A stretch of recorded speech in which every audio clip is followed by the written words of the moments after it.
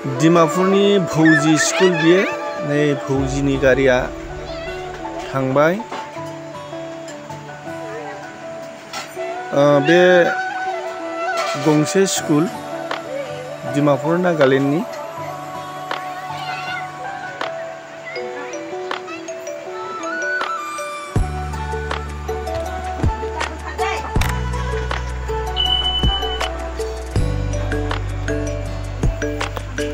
आं दा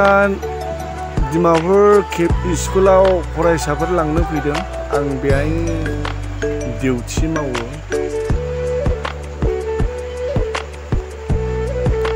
दा गनायनि टाइम जाबायना ओरैबादि सिनारियाबो मोजांखा जोमैया नायनाय अख्रां सायाव ओरैबादि मोजां नुथारो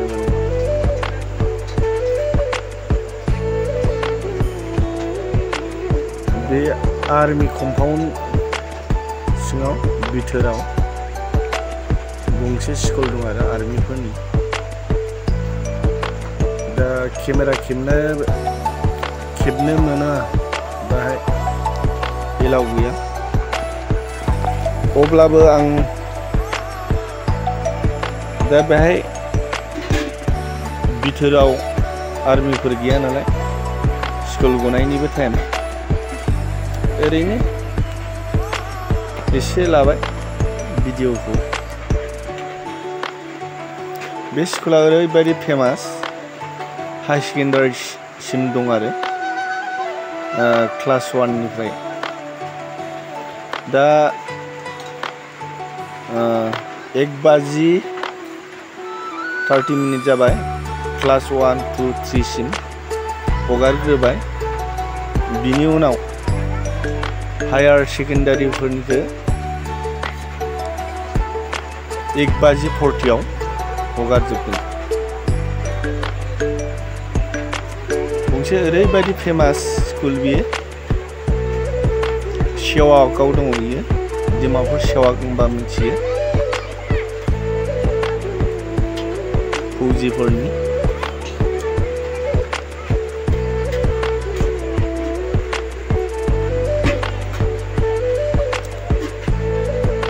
दा लोगोफोर बुंनो थाङोब्ला मोनसे बियो सेन्ट्रेलनि स्कुल नोगोद मोजां आरोखि बेहाय सिट मोनबाथाय माने बहुत फेसिलिटिबो दङ उन्दैनिफ्रायनो कम्पिउटार दा आंनि फिसालायाबो फरायो दा बिनि बुंनाय मथेब्ला गावसोरबो दांनो मोनोनो आंनि फिसालाया क्लास 4 मोनबाय दसेनि उनाव आं देखायलांगोन दा बिसिना सुटि जाथ'वाखै क्लास 1, 2, 3 सिम हगारग्रोबाय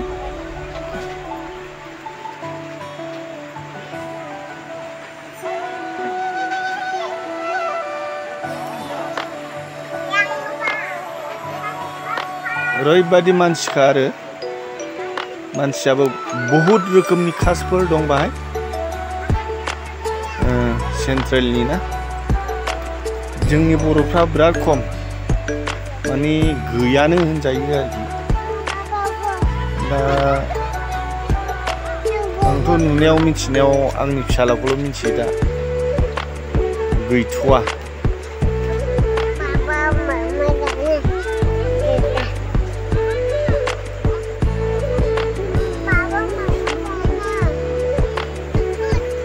ओरैबादि गरमाबो ओरैबादि गरम जाखादों साथाबो हमनो गोनां जाबाय आं दा दंफां सिङाव दङ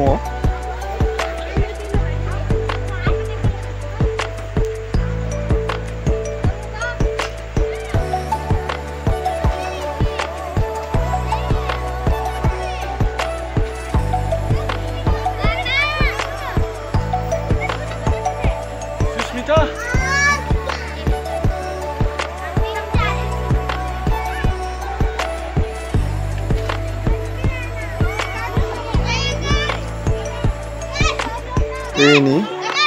angni आं दोनलाङो बि गथ'खौ बेबो सासे बेखौ ज्राव गारनानै थांबाय जेबो थाल लाया माने नै बिगा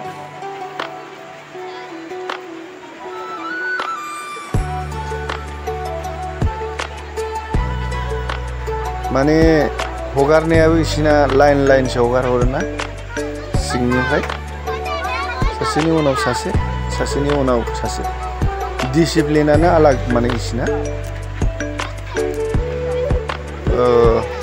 फार्स्ट गेटनिफ्राय स्कुलाव हाबफैबाबो बिदिनो लाइन रुल हिसाबै सोलियो बिराद डिसिप्लिन दं आरो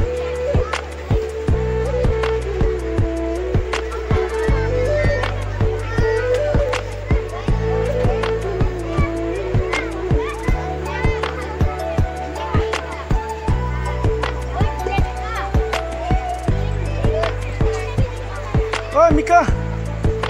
बेनो आंना फिसालाया फैबाय बिसोर सानैयाबो नैबे आंनि फिसाला गिदिरसिना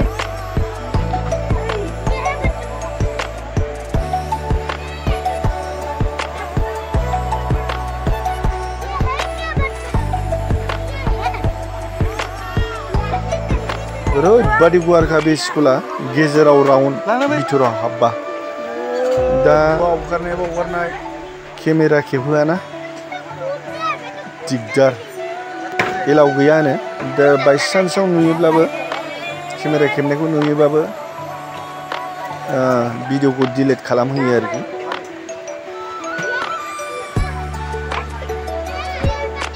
आर्मिफोरा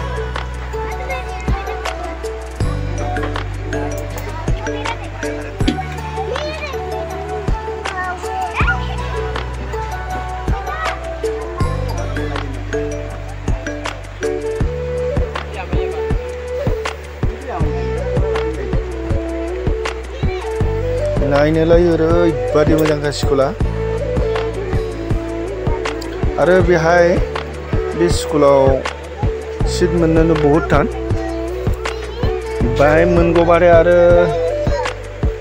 बहुद सुबिदा दं आरोखि बे स्कुलाव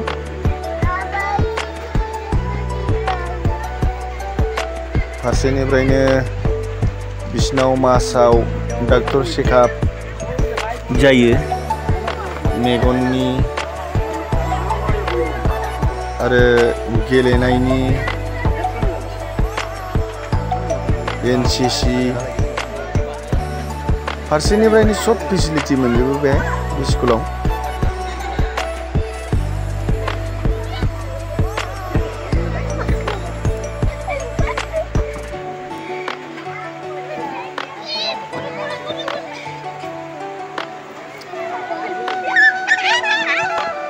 नै sewak आर्मिफोरनि बे डिमापुरनि मेन टाउन खाथियावनो sewak होनबाथाय मिन्थियै रावबो गैया डिमापुराव फैबाथाय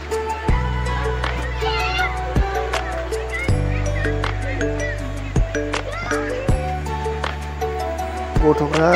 नालायाव बारला बारलि गेलेगासिनो बायसान्सआव गालिना गोलैबाथ'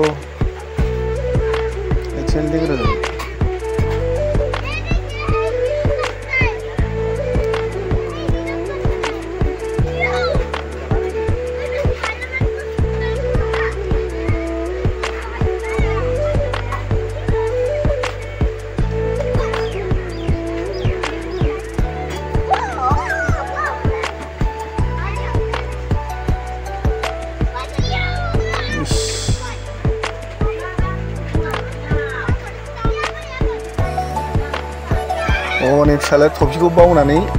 फैदोंमोन स्कुलाव लायफिनना मोनफैबाय थफिखौनो बावदोंमोन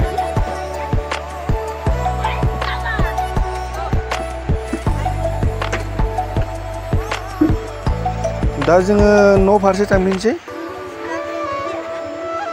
गथ'फ्रा गारियाव गाखोबाय माखासेया मोनफैयाखै क्लास गिदिरनिबो दङ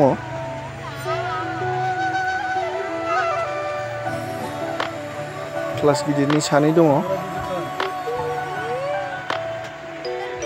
बिसोरखौ दसे नेनानै थांसै